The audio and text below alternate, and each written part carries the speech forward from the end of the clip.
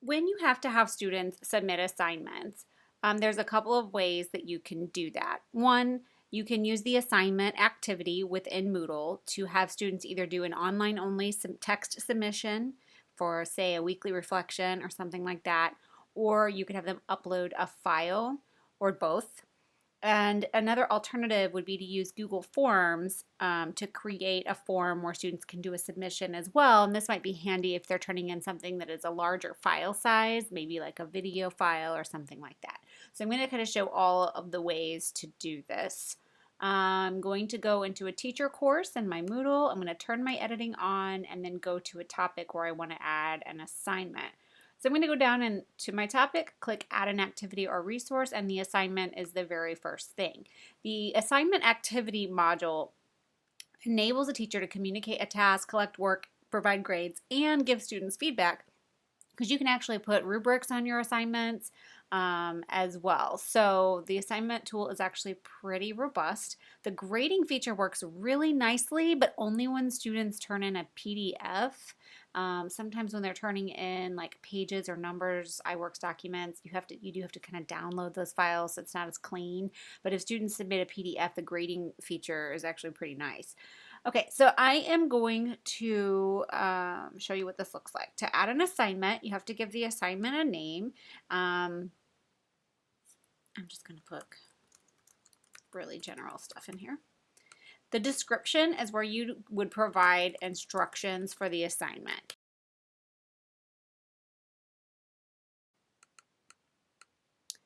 I like to use headings. I like to put things in red. I like to make it really clear that these are instructions, and sometimes I even make all the instructions red so they just like really show up well on the page. Okay, I am not going to mess around with this too much, but you could put an image, you could put a link to something, you could put all of the instructions for the entire assignment in this description box and it will show up just fine on the page.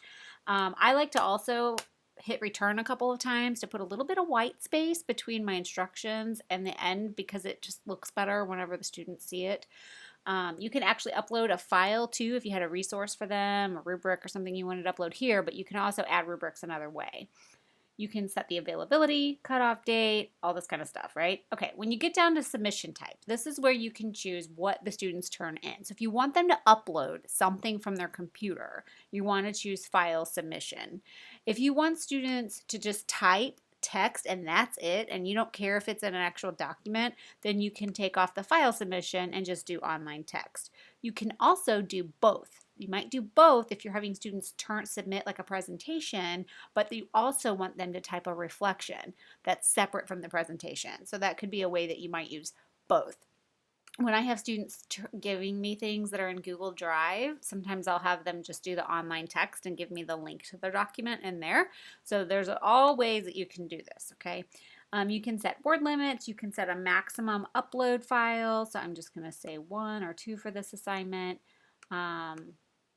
You can even choose certain file types so that students don't give you the wrong things. So you could require that they turn in a PDF, or you could require that it be a JPEG or a Word doc or whatever you want to require there. Just click the blue question mark and that'll show you how to do it. And then you can come in here and look at all these other settings as well. You can have them reopen it if you want.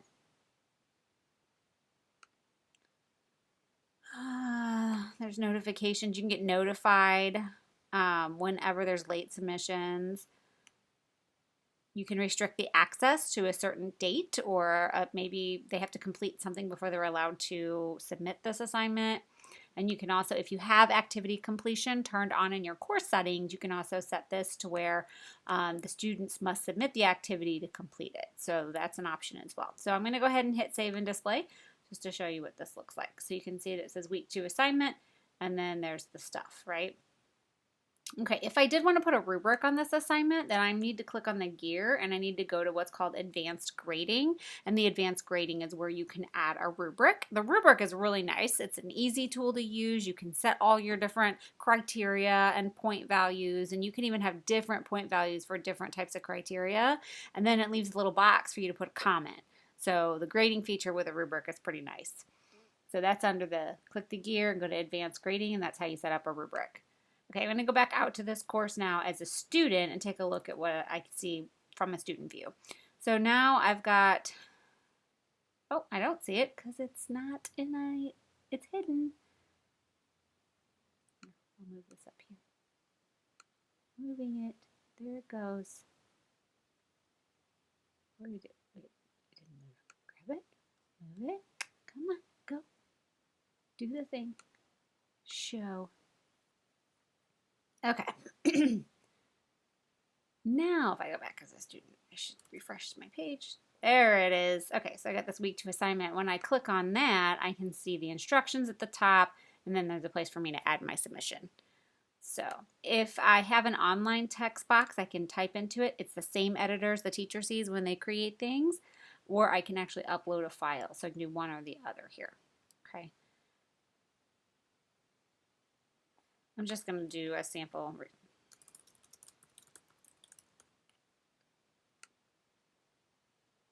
So it's now submitted for grading, and as the teacher, when I come back and go into this assignment now, I can see I have one submitted. I can click View All Submissions, and then I can see, oh, Pete has turned this in. Here's what Pete wrote, or if I saw there was a file there, then I can then look at the file and grade it.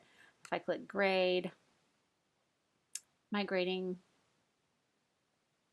this is, because it was a text submission, it shows up over here.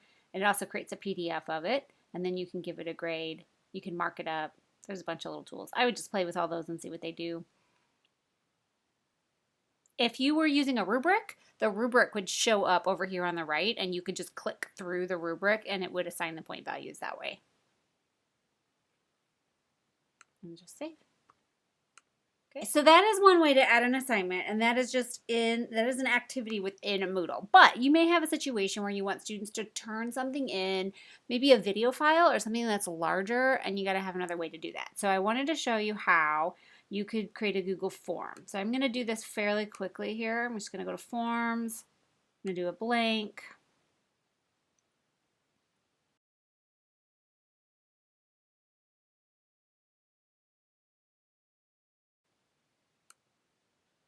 And I'm going to choose a question, and I'm going to choose the one that says File Upload.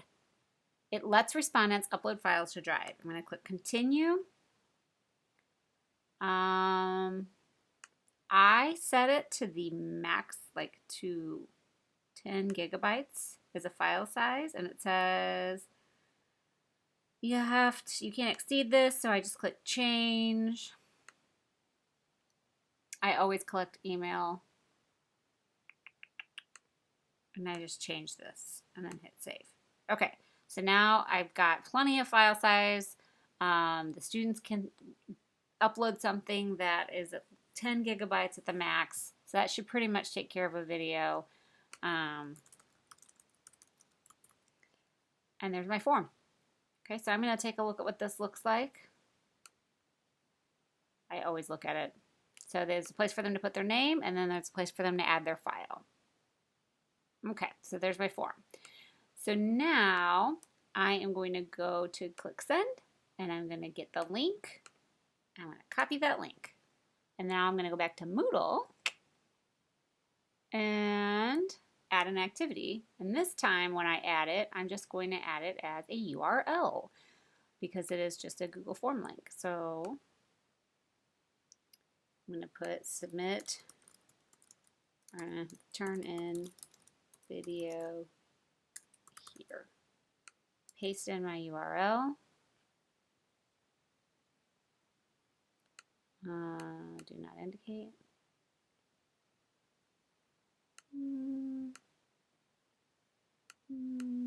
Manually. Okay, save.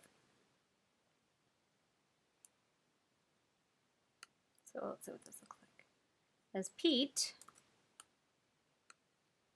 I'm going to come out here and turn in video. Yep, I can upload my file.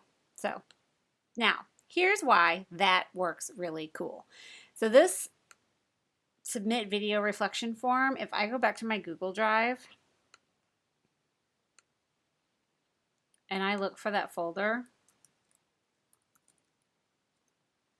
submit video reflection, that's where all my file responses are going to go. So what's really nice about using a Google form is it not only will take large file sizes, but it dumps it all into one folder in your Google Drive, which is super handy. So that's another reason why I like that. Little fun fact about completion. I keep saying in my videos, oh, I have completion settings turned on. I have completion settings turned on. And what that does when you use completion settings is whenever you have students completing an assignment, you see how this is a dotted square and it marks it with a blue check mark? That is submitted because I turned it in, but I can see that I haven't done these two things yet.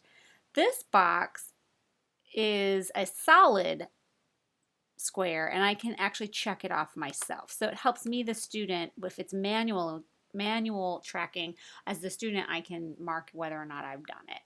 So it just helps me keep track of what's completed and what's not completed, and some things will get marked by me doing something and some things will get marked by me marking them off.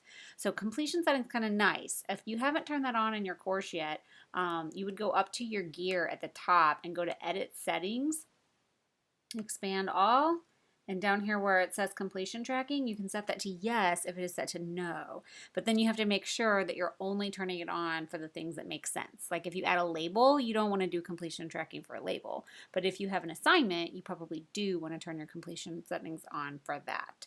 And just so you know, if you do have your completion settings turned on, you can come into your gear and go to where it says course completion. You can bulk edit and you can set some defaults. So every time you create a label from henceforth, if your default is that that does not require completion marking, then it'll have that turned off. So it can just save you some time, just so you know that those things exist, because it is handy for students to see what they have done and what they haven't done yet.